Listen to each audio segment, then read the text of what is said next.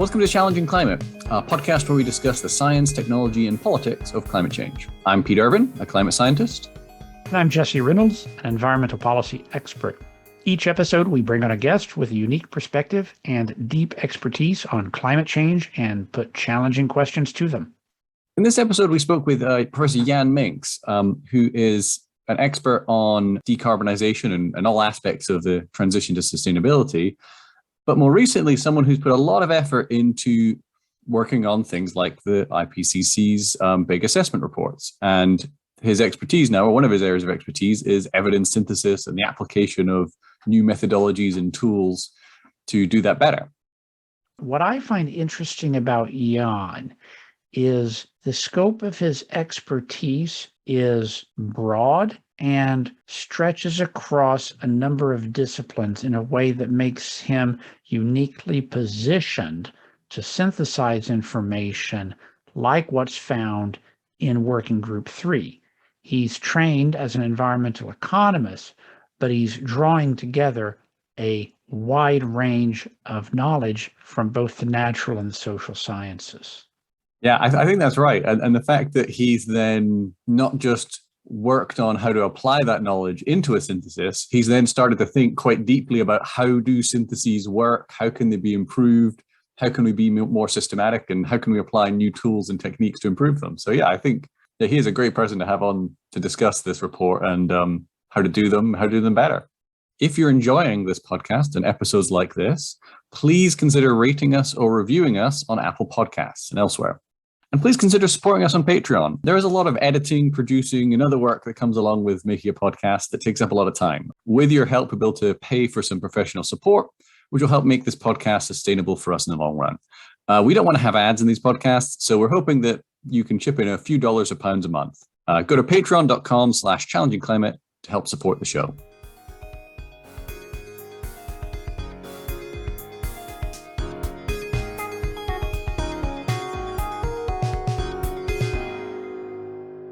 All right, well, it's our pleasure to welcome Professor Jan Minx.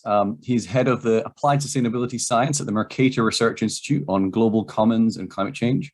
And he's a visiting professor of climate change and public policy at the Priestley Centre at the University of Leeds. Jan works on a wide range of topics across climate and sustainability, working to evaluate pathways to climate neutrality, carbon dioxide removal technologies, and the trade-offs and co-benefits of climate policies, amongst many other things. Jan is an expert on evidence synthesis, applying AI techniques to the problem, and developing new evidence synthesis methods for policy advice and global assessment reports. And Jan has just been putting this expertise to use as a coordinating lead author of the IPCC's 6th assessment report, and as part of the team negotiating the summary for policymakers, which was published just a few days ago. So to start off, Jan, could you tell us a little bit about your background? First of all, thanks for having me. Very nice to see you. By training, I'm an environmental economist. So I studied that at the University of York. Started off in Germany, actually never finishing because we had those studies that take longer. And I took a shortcut, did a master in environmental economics at York, and then basically moved on with a PhD there, really diving into the topic of carbon footprinting, input-output modeling, this sort of thing to understand the consumption-based accounting, working on that for a few years, and then basically taking over the technical support unit in IPCC in the 5th assessment, supporting Ottmar Edenhofer when he was the co-chair of Working Group 3.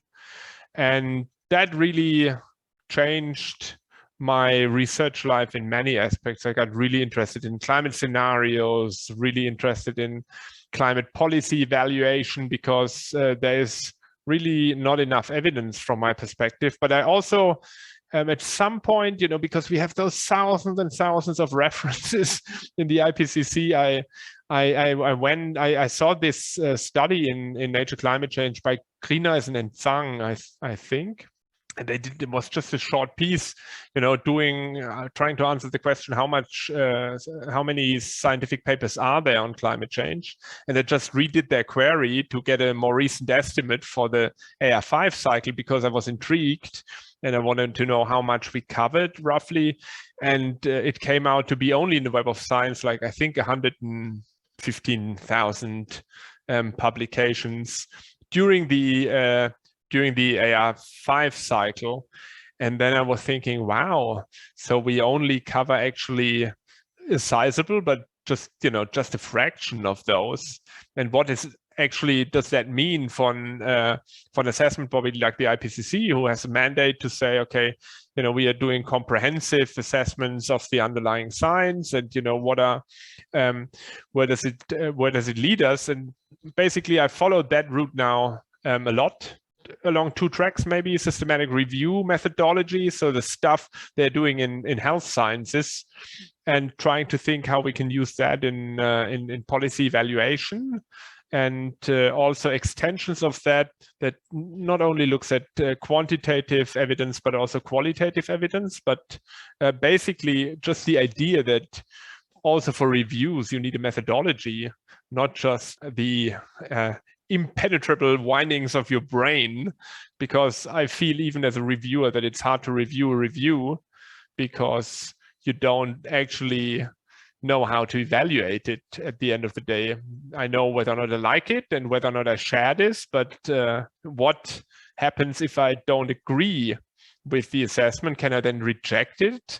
That's the one area, really using and developing methodologies for basically transparently assessing science in the space of climate solutions. And then the second, just how can we now really deal with the sheer amount of evidence that is out there? And that's where the machine learning stuff comes in. Can we not actually do better on some of the areas using, cutting edge natural language processing methods, for example? We'll turn to some of those topics in the second half of this episode. We'll begin by diving into the recent report of the Intergovernmental Panel on Climate Change, the IPCC. A few episodes ago, we had Robert Limpert, who was an author on Working Group 2 report of the IPCC. And here we are with the release of the Working Group 3 report. Jan, can you tell us what the scope of Working Group 3 is? Yeah, Working Group 3 basically focuses on climate change mitigation, and therefore complements Working Group 2 on impacts and adaptation, and Working Group 1 on the physical climate science. And we're here today because the sixth assessment report, the sixth cycle of reports from the IPCC, has now been released, with the exception of the synthesis report. But the reports of the three main working groups have now been released. And these assessment reports don't come out often. Assessment Report 5, or AR5, was 8 years ago, and here we are at AR6. What are the headline messages of the Working Group 3 report on mitigation in the latest assessment report cycle? I would say the first one is we are still, as a global society, stuck in the age of fossil fuels. So we are still growing emissions. So it's a 270-year trend now, and we haven't bent the curve. There are individual countries who have done so, and this is also highlighted. There's a growing number of countries doing so. And we are also getting better on some of the technologies you need. Some of them really, doing better than we would have expected, but we are still stuck in the age of fossil fuels. I think that's important to recognize. That's the first. The second one I would say is that we really have a decisive decade if policymakers really want to keep warming to 1.5 degrees. the current pledges by countries, so their emission reduction commitments. They have basically put forward under the United Nations Framework Convention on Climate Change really fall short by some margin to keep warming to 1.5, but also don't set us on a good track for 2 degrees. Just as a side note, where I always feel that, since we have been starting to discuss 1.5, sometimes I feel that people think we have already back-pocketed 2 degrees, but that's by no means the case, right? So we are not on track for both, but for 1.5, it's now a decisive debate. The budget that is left is about 500 gigatons of CO2 for a 50% probability of keeping warming to 1.5 degrees. And the last decade from 2010 to 2019, we've basically used up about 410 gigatons of CO2. So we really need to start curbing emissions. That's the second message. We are not on track. The third is there are still pathways to basically limit warming to 1.5 and 2 degrees. And these pathways are very different in their nature. So we have pathways that get to net zero emissions earlier and a little bit later, that have higher residual emissions the second half of the 21st centuries, and that have more carbon removals at the same time.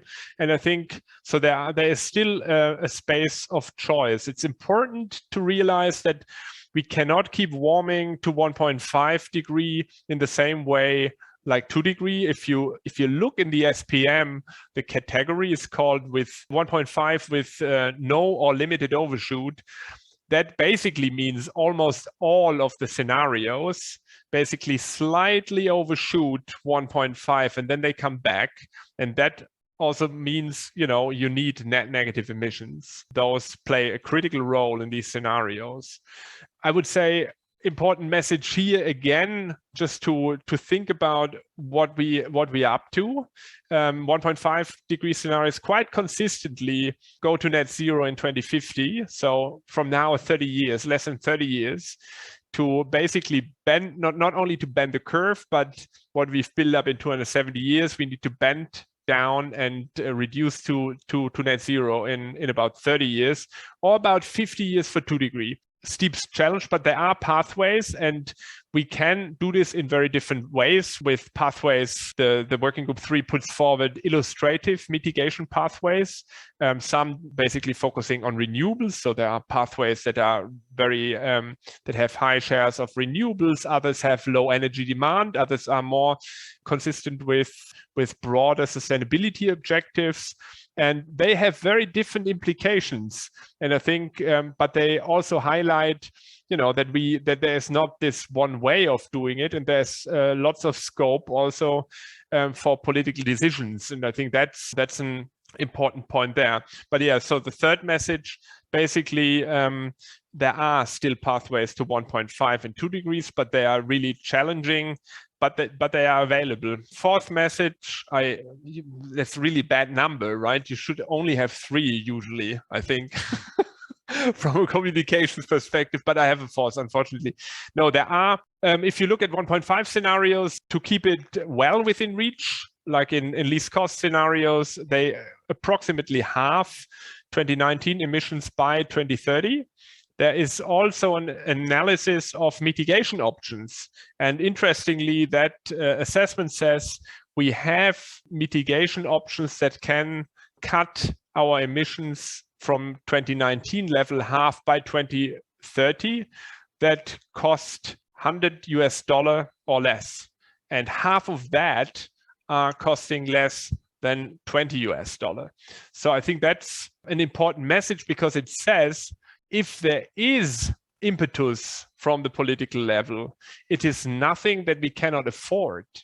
So there are many options, that are already cheaper than fossil fuels, and there are other barriers basically prohibiting them for coming in at this moment in time. And there are a lot of options that are low cost. So it's affordable, and they have a lot of potential. So these are my 4 messages. Now, carbon dioxide removal seems to be an issue that's receiving growing attention in recent years and is an area of real debate. So what does this new report say about these technologies?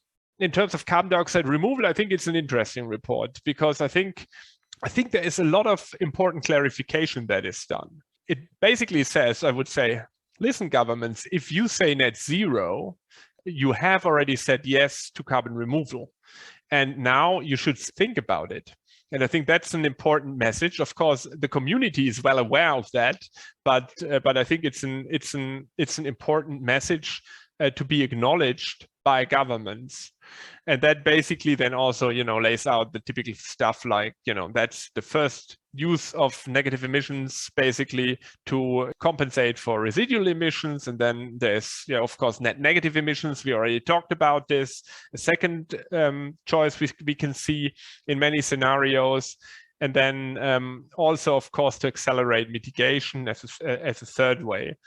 I think there's also some nice work on the typology, just to get away from this crude distinction between technological solutions and nature-based solutions, because that's not really applicable for many of them, right? What is BECCS, for example, bioenergy with carbon capture and storage? Is it nature-based? Is it technology? What is biochar? We can even talk about biochar. Biochar, you also need equipment to produce it, and so it's a technology, and there's vast literature on how to do this in the best possible way. So basically, the new the work there highlights that it might be useful to think about this along two lines. First is, how long can the carbon be stored? The residual times of the fixation, and the second is, what is the capture process? And then just basically, is it photosynthesis-based net, a biological process? Is it a geophysical, geochemical process? Is it a chemical process, etc.? So I think that's quite useful to clarify the discussion. And of course, products, the fourth one, obviously, to store. And so I think that's another useful clarification. The fourth one, I think, it has been said in the literature a lot, but it's an assessment of the literature, right? There is not this one silver bullet. We need to think about portfolios, which technologies we have. We see in the scenarios that they're actually starting with removals right away. Many of the technology, many of those, more technological options like direct air capture, even though we have the first commercial applications, it will take some time, right, for them to get really, really large amounts out of the system. But so there might be kind of this natural order, right? You start off, more on land-based options, and then at the same time, you invest heavily in the development of those others, and then you work with the portfolio, and it's clearly outlined. Countries, there are a lot of options. Pick and choose your ones, try your ones. There is not this one silver bullet or this one preferable from a scientific point of view. Thinking in general of mitigation options, in your eyes, or in the eyes of the report, what are the lowest hanging fruit, the easy options to accelerate reducing net emissions? And what's the most important high fruit, something that is out of reach now, but is critical that we aim to reach in the upcoming decades? I mean, low-hanging fruits, like, first of all, what we consistently see in the scenarios, right, is we need to get out of the coal, and I think that's also explicitly stated. And of course, that's kind of a negative choice, right? Moving away from something. But what's the replacement? Coal in the power sector, particularly. What's the replacement? Renewables, really. I mean, now I think there's a strong message that solar is pretty cheap in many areas. Wind has a large potential, and we have now a substantial number of countries that have addressed the concern that our electricity systems can't deal with a high penetration of renewables. And I think there we also, this whole literature that has emerged around integration of options. We increasingly realize, that the transition, in the transport sector might be, related to also how we can run our electricity system, because, battery storage in cars can be used, a lot of smart options in that space. In general, I think that these are kind of obvious, low-hanging fruits, and I think and critical ones, because we need to get out of the coal, and we cannot go out of coal by going into gas, right? So I think that's very, very important.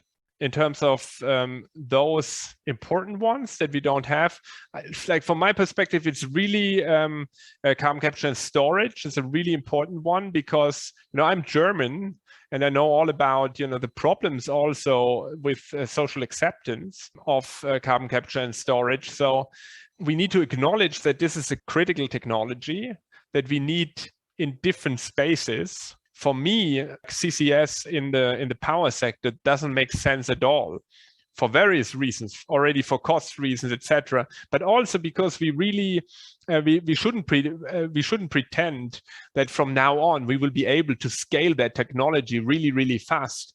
I think we will have a much greater demand for CCS than it will be available. I mean, that's at least how it has been going. And the report is also very clear that these kind of larger technologies, those kind of larger energy system technologies, are actually show a worse performance in terms of their scaling behavior in innovation processes. Like granular technologies usually do better in that sense, and show higher learning curves and so on. So CCS is one, and related to that, also the carbon removal technologies that depend on it.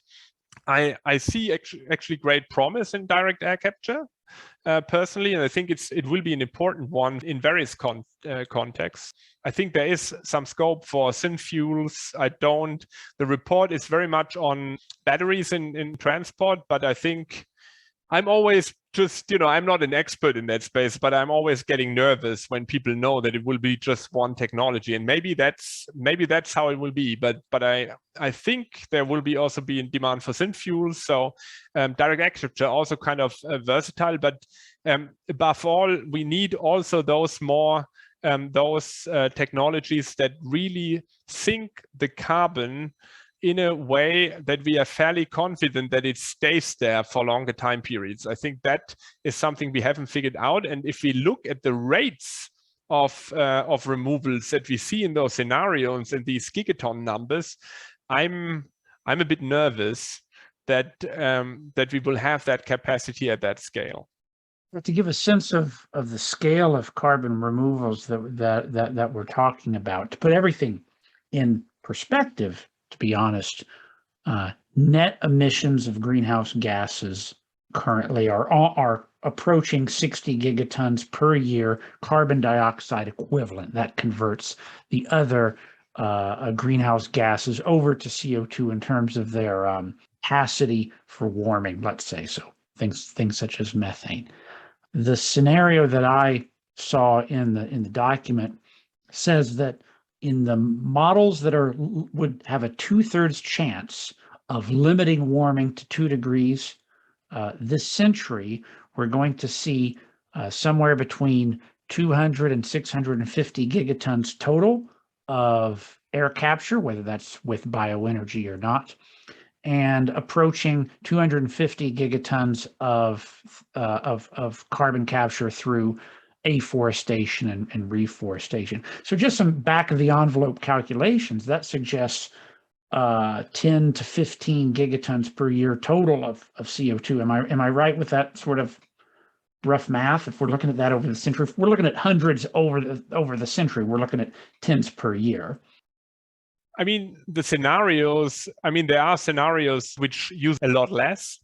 And I think each scenario, it's not a statistical ensemble, right? So we need to be careful there. So I think there are still very different pathways.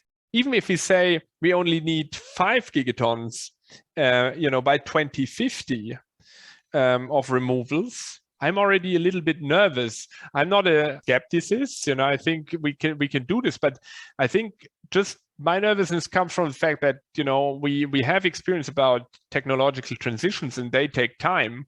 And so 5, billion tons is already quite something. Whether or not we can scale up, for example, direct air capture so quickly, given that it involves CCS, I'm not so sure.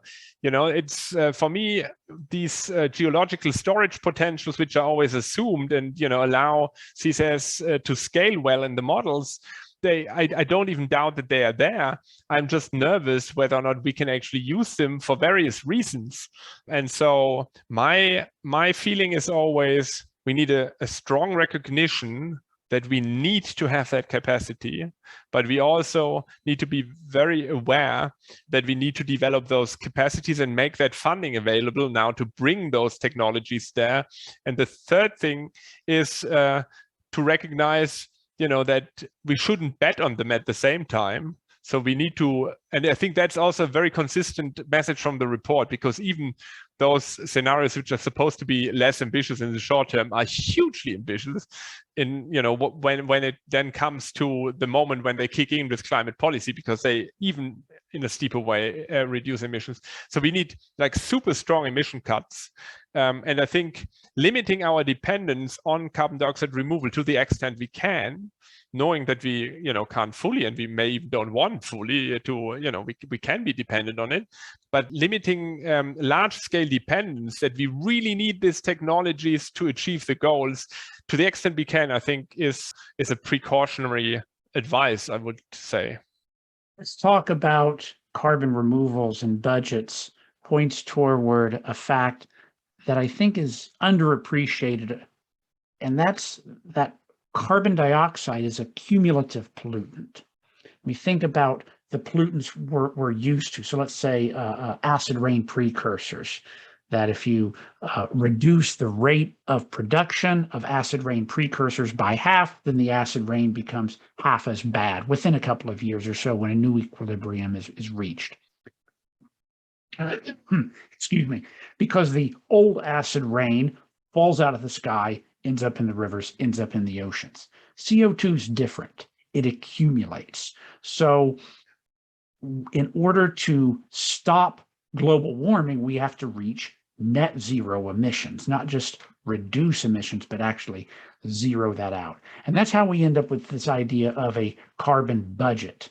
And you can think about this in terms of like a financial budget. You have a pot of money and you're spending money at a certain rate and you don't want to go broke. So you can think, well, I'm still spending fast, but I can rapidly cut my spending in the future.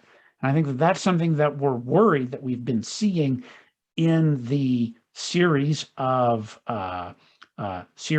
climate policies and the series of IPCC reports, that staying within a warming target is still technically feasible, but it does often kick the can of hard work a little down the road. And especially with negative emissions, it's sort of like saying, yeah, well, I'll get a job next year, in a way of saying that I'm going to do something in the future that'll increase my budget, right? Yeah, I mean, I fully agree. I mean, I can only say I wholeheartedly agree with what you say. And the one thing that I would say is that I don't think that the delay in climate policy had anything to do with any anticipation of governments that there will be this bullet. They were, at least ones I talked to, they were not be so aware about carbon dioxide removal. They were, I think it was very much a science-led discussion coming out of AR5. Some people, I mean, they were already in AR4, but it was really only this larger discussion after AR5, people coming out saying, you're not really showing this in any figure. What's going on here? Are you trying to hide it? And of course, this was not the ambition, or that it was not what was intended at the time, but it was just that the community, producing those scenarios, for them, it was clear that it was there, right? And there was a headline finding on this. So there was no perception of hiding, but in the wider community, this was not so clear. And so I think and that also holds for the policy community. And I think for them, the change was really net zero. Since they accepted the idea of net zero, I think they have been aware, and that has lots to do with the Paris Agreement, right, which has kind of very explicit language on it. since they've heard net zero, I think they have started to think about removal. So as I said, I fully agree, but so far, at least in the discussion, even though emissions continue to rise, but I don't think that this was because of the existence of the idea of negative emissions or carbon dioxide removal technologies. This, I think, where it will actually be very interesting to see, and there I perceive already a slight shift, is in the context of burden sharing under the UNFCCC, because countries are now realizing you can go below zero. What does this mean? So basically it means that in principle, for example, industrialized countries could theoretically pay back the entire debt they have accumulated over time, right? And that, of course, now means that the discussion, which was never an open-ended one, it ended always at zero, right? Now doesn't have a lower limit anymore. And I think it will be interesting to see those dynamics. And my fear is that there a real moral hazard could creep in, and that, some countries say, okay, we want to grow our emissions further. And, if you are not compensating for this, this is not our problem, but, you had your carbon in the past and now don't blame us. Right. And you're speaking from the view of, let's say, a developing country. And when you say you're pointing your conversation at the already industrialized countries, right? Exactly right. So a country like India or Bangladesh or whatnot says, look, it's our turn to use some of the budget. And if you, industrialized countries, overspent your fair share of the budget, well, you have an obligation to clean up your debt through net negative emissions. I want to bring up another word that you used in an earlier answer, and this is overshoot. And this is a word that I've been hearing increasingly in the climate change discourse, and it seems it's risen in prominence in this assessment report series from the IPCC. What is overshoot? How important is it? And how should we think about it in a mitigation context? So I think overshoot is really like a term. IPCC is quite precise in its use, which means temperature overshoot, because people are also talking about, say, budget overshoot, right? And that's still a different thing.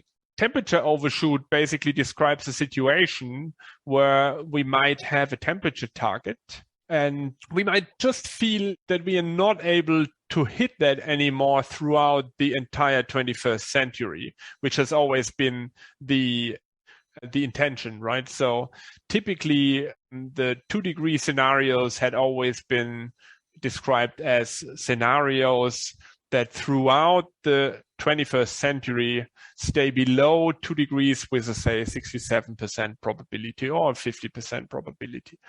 And then already in AR5, in a footnote, the first 1.5 scenarios came in. And then, of course, there was a special report on the 1.5 limit, because really pushed towards the IPCC. It was not a product it necessarily wished for, but it was pushed from the UNFCCC that they said, we really need evidence on that, because it's, under the Durban platform, I think at the time still, there was this entire discussion on enhancing climate action. So basically, those scenarios already in AR5 only had a 50% probability to be below 1.5 in 2100. That was AR5. And then, of course, there were many more scenarios, but what was clear is that there is this target, this temperature target is already so ambitious that it will still not be possible to do a 60% probability to stay below 1.5 degrees throughout the 21st century. And so those scenarios got redefined, and you can see this now in the SPM table. I already alluded to this. So in the 1.5 categories, this is really important because it says 1.5 with no or limited overshoot, as I already said. And most of, I think only 8 scenarios actually do it without overshoot, and all the others are slightly overshooting. And I think that's less than 0.1 degree. So they go to 1.6 max, and then they return to under 1.5 subsequently. And then there's the second category with high overshoot, and that is overshoots that are higher than 0.1 degree. And So I think temperature overshoot has become a critical concept, because otherwise we wouldn't have 1.5 scenarios or only very few. And so it's basically, it is what happens when it's already getting really, really, really late, and it's already maybe after 12 o'clock, because you had this analogy from the financial sector, right? We need to take a credit with the atmosphere and pay back subsequently via net negative emissions. And that's what's happening for 1.5 to different degrees, right? And it still holds. Every centigrade counts. So it's not, hitting 1.5. And if you don't hit it, then who cares? But then, it will. And it's also important to say, if we have another decade like this, actually, we will be in the same situation, more or less, for 2 degrees that we are now with 1.5 degree. And this is probably another reason why this is a very decisive decade, as highlighted by the report. So I wanted to come back to something you raised in your introduction on your background and your research interests, and kind of a philosophical question. How would we know if the latest IPCC report has done a good job of summarizing and reviewing the literature? I would say it's an outstanding procedure it has, right? I think there are a lot of checks and balances, and they are transparent throughout the report cycle, and that is mainly the review process. So IPCC reports go through 2 rounds of review, and authors need to actually explicitly respond to each of those comments.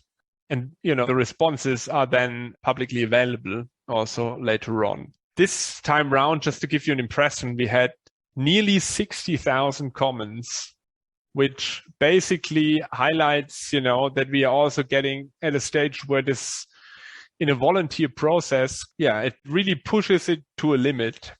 But I think that's the best I can say. So it's a thoroughly reviewed process.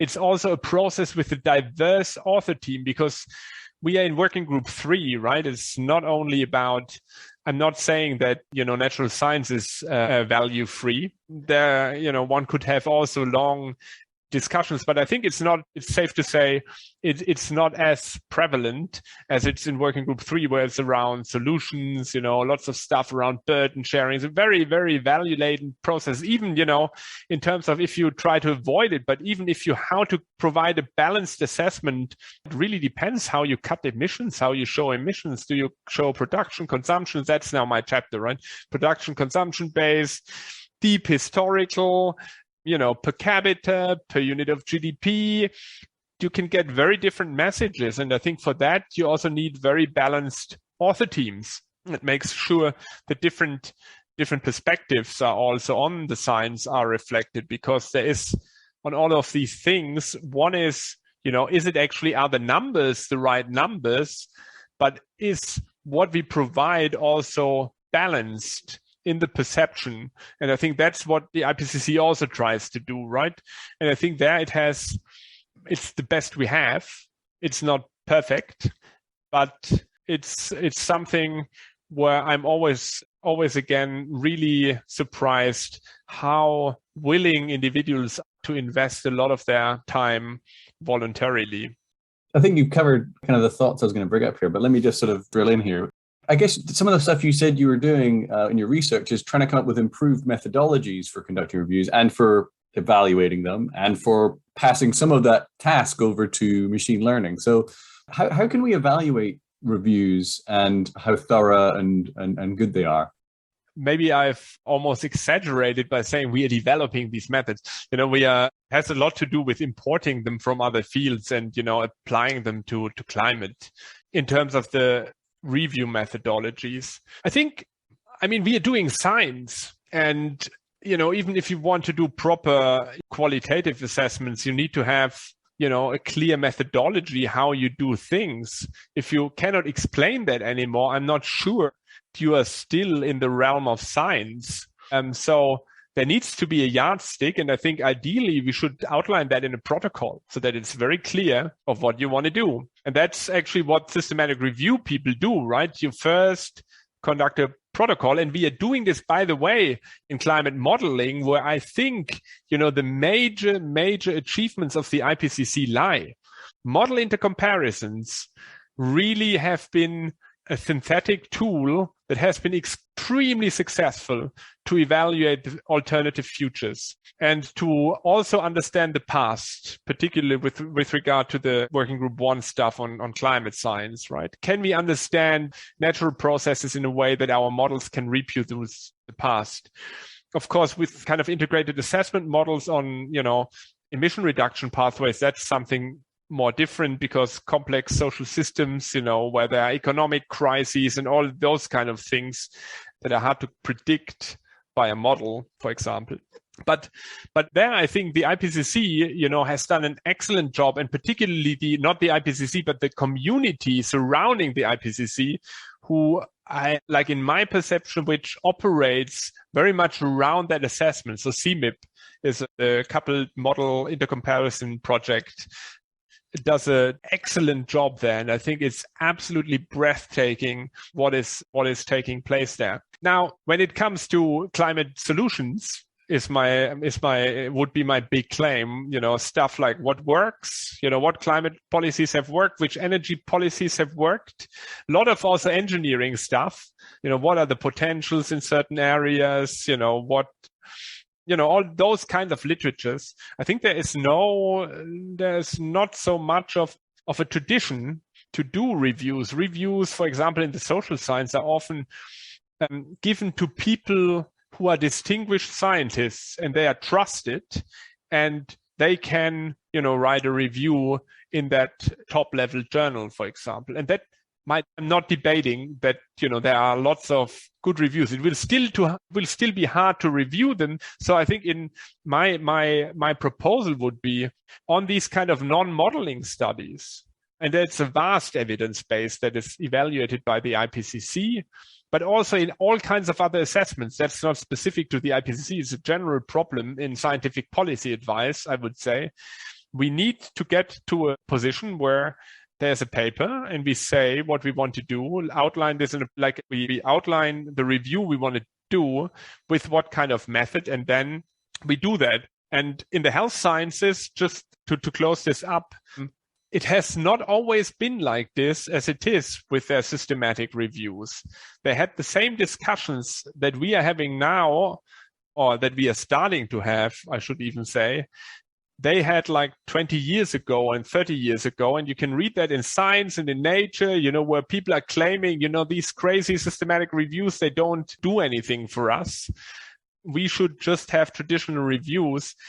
This discussion led to a cultural transition, I would say, in their case, towards this kind of paradigm. And I think it has led to better treatments. But what is often forgotten is it has also led to less research waste, because they're really systematically screening, what's out there. They have a process for, registering their reviews to limit duplication. And also in terms of their primary research, they're actually, part of systematic reviews, I think it's not so well known, is a stage that is called critical appraisal. And there you have clear criterion of internal and external validity for your study, and you lay them out and you basically evaluate each study. And that process we are lagging, I think, because it helps us to get better. If we are not saying this study is bad because it's doing a regression on 10 data points, and it gets to publication, then we are really having a problem, right? And I think doing something like this, I think, is really important for those three reasons. I think we get a better understanding of really what the evidence base says. So it's, we'll know what the robust findings are and what influences. Then second, we will reduce research waste, and we have scarce resources in climate. So we should better focus them on, the things we really need to understand. And the third thing is that we will also enhance the quality of primary studies. And that's what drives me really, and in many ways, and it drives me nuts.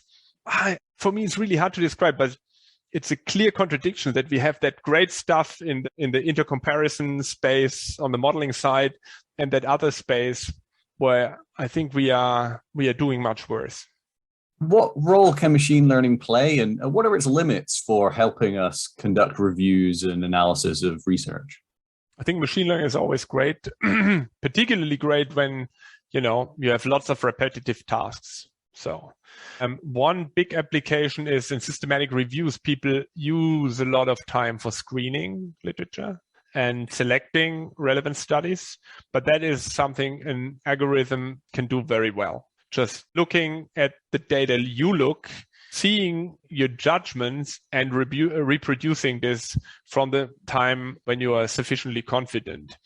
At some point, you may then be able to not having to review the entire literature anymore, because what I would say is that also the systematic review community is not unaffected by the flood of literature that you're seeing. So what they tend to do, because their standard is we have to review each and every return to our query, to our search query. And, if I do a gold standard search query, at least in the climate space, I'm getting tens of thousands of results.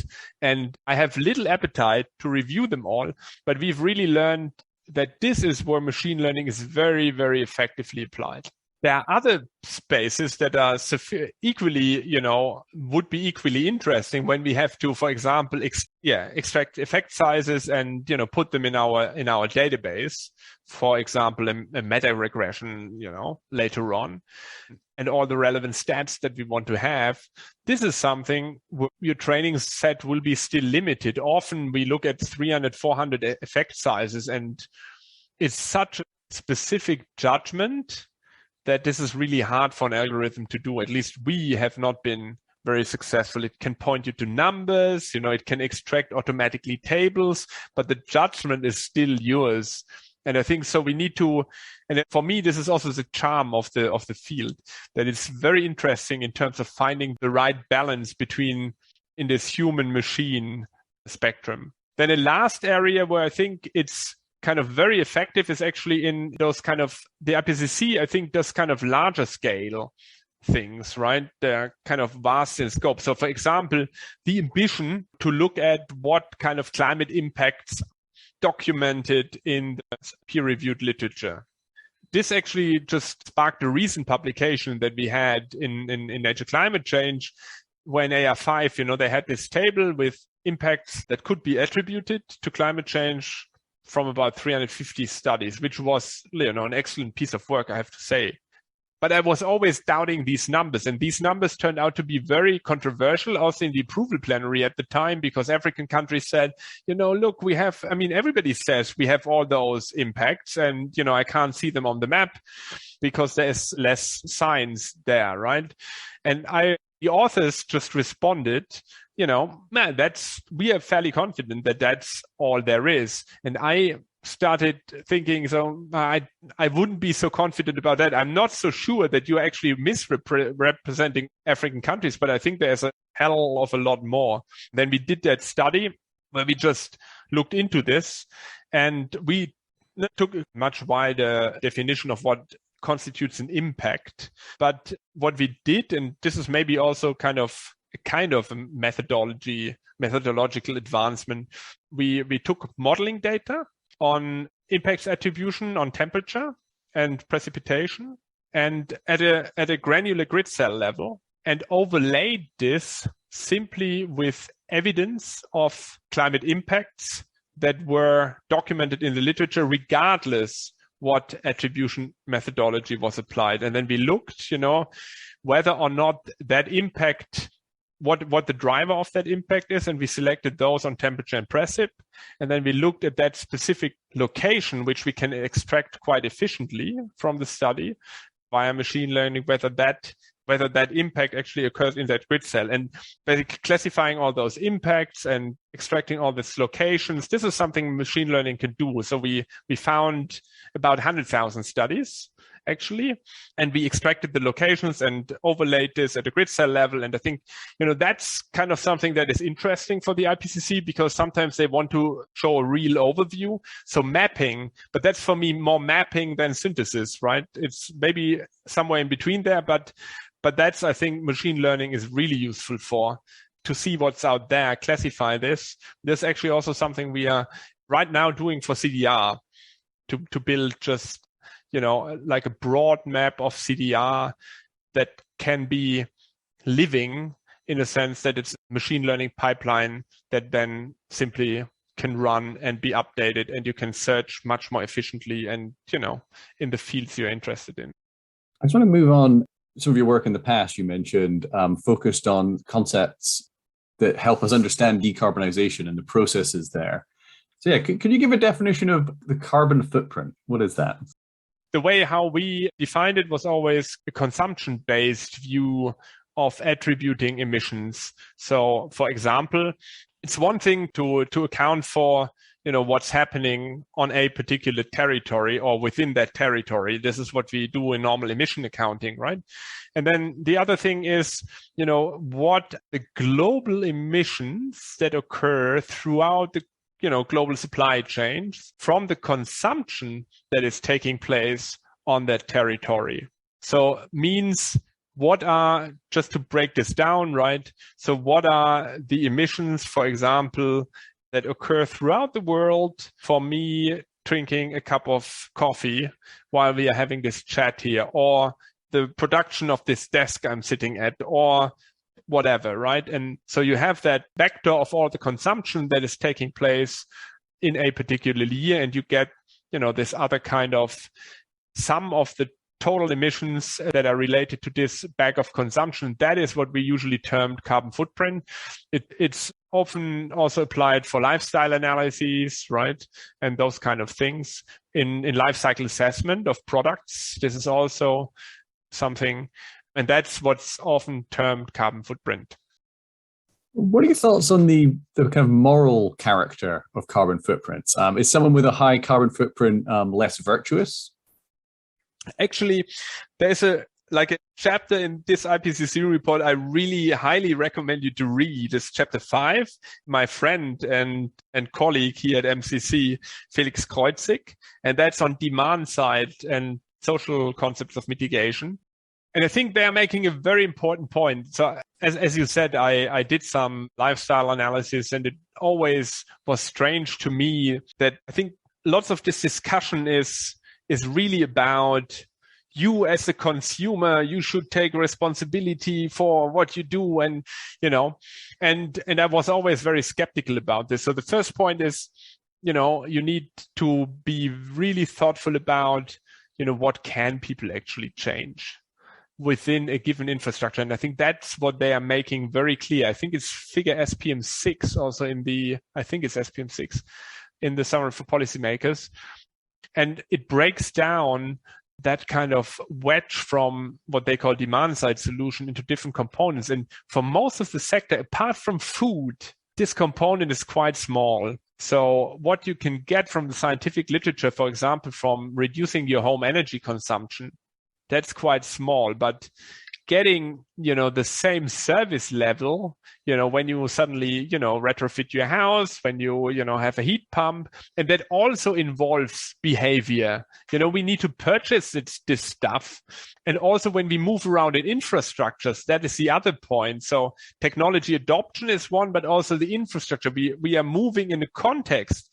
And if I'm living, in a big American city, and there are simply no cycle paths, and please apologize, now with a cliche example, which is probably even not true, but just, if you live in a city somewhere without, cycle path and without, sidewalks, and you can only ride your car safely, then I think that's just something where you cannot expect anybody to do anything. So it's all about enabling choices, really enabling choices, and that's much more important than the choice decision itself, because our choices are biased because of the context. And the context is that fossil fuels are subsidized. The context is that infrastructures are the way they are, etc., etc. So I think that's something that I think is really interesting in this report, and I can only highly recommend to read that chapter. It brings together some really nice evidence. I want to turn to something I think you and Jesse talked about a little. That's the feasibility of different scenarios, because you can achieve different levels of emissions cuts in different ways. And I think maybe there's sort of three characters of assumptions. One is technological change, what's available in the future. Another is kind of the ambition level, or how much economic pressure does policy apply to changing behavior and the economy. And then societal assumptions about changes in behavior and lifestyle. So I just want to run through those. I think the discussion around carbon dioxide removal often brings up that point that you made earlier, that we're sort of betting on a technology that doesn't exist at scale. But can that critique also be applied to many aspects of mitigation? I mean, I think some of the people who complain about carbon dioxide removal in these scenarios assume that we can have a 100% renewable grid and don't see perhaps the problem that no such grid exists today, and there's technologies that are missing, like the grid scale, weeks-long electricity storage. So what do you think about this, and how should we think about these technological assumptions? Just very specifically, I think we are still in a situation where I would think still rather the 100% renewables people are frustrated about the scenarios shown in the IPCC than vice versa, because I think that has been a big line of criticism throughout also the upcoming of the report. We've seen several publications actually that, those large models may not always be up to date in terms of, even the data they're calibrated against. So there were, for example, on solar, there were several ones because they come out with solar values that are rather conservative. But that's a side point. You're making a general point, and that was just an example. So let me answer that. In principle, I just want to lift this to a slightly larger level. I mean, to what extent does it actually make sense in a scientific assessment to establish a concept like feasibility? And I've always been critical about this, also within the IPCC process. And that's why I'm also, happy to say it. I'm not sure that this is the best direction a scientific assessment of that kind should take, because I'm more of a friend to try to, like, philosophy-wise, to go into a direction where we say, okay, we show pathways and their economic, technological, and socio-institutional requirements. And rather, laying out these assumptions that you are also, pointing towards, I think is something more doable than to make this another judgment how realistic this is, because exactly the point that you're making, we are thinking here about the deep future, right? There might be some trends we are more confident about and less confident about, but I think the whole endeavor gets really complex. And I'm not sure whether or not that is, personally, I don't think that is what the IPCC necessarily should be doing. I think we should rather think about how to make those assumptions as transparent as possible. And that's challenging too, because the chapters are so small. I mean, even though it's a vast report, right? The space to deal with an issue is very limited.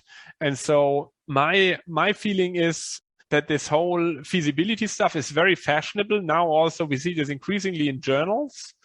I'm not a big fan. And please do come up with a follow-up question if you want to go into other aspects of that. But I think it's just, when you say feasibility, that does something with me. And maybe last thing, feasibility of options, which we also find in this assessment, I think is even more controversial. And I'm highly doubtful that with a different set of experts, you're coming up with the same results. And if this is not the case, I'm getting a little bit worried, because I think we are trying to aggregate too much, where we have too little information and too little scope to do justice to all those options in such a way.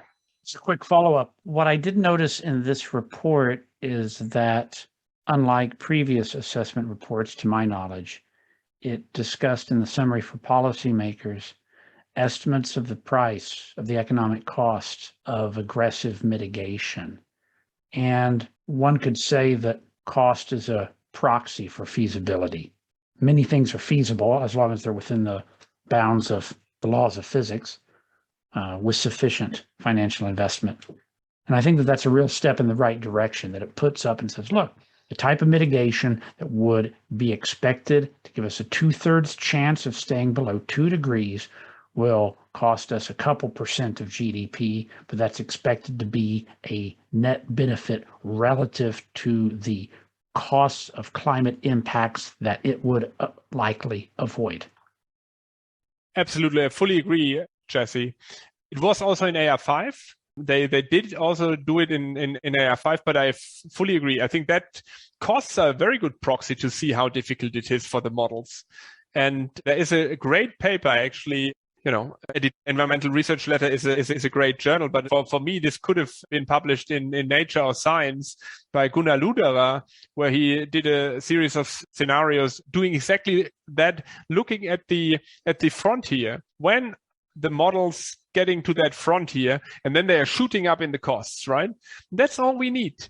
And I think to say how difficult it is, it's not the same, now people of the current feasibility approach, would say, of course, it's much broader, because what we want to do is to put this into a context for the decision makers that, if you bring together that other evidence on the technologies, that's what we think is the feasibility of the models.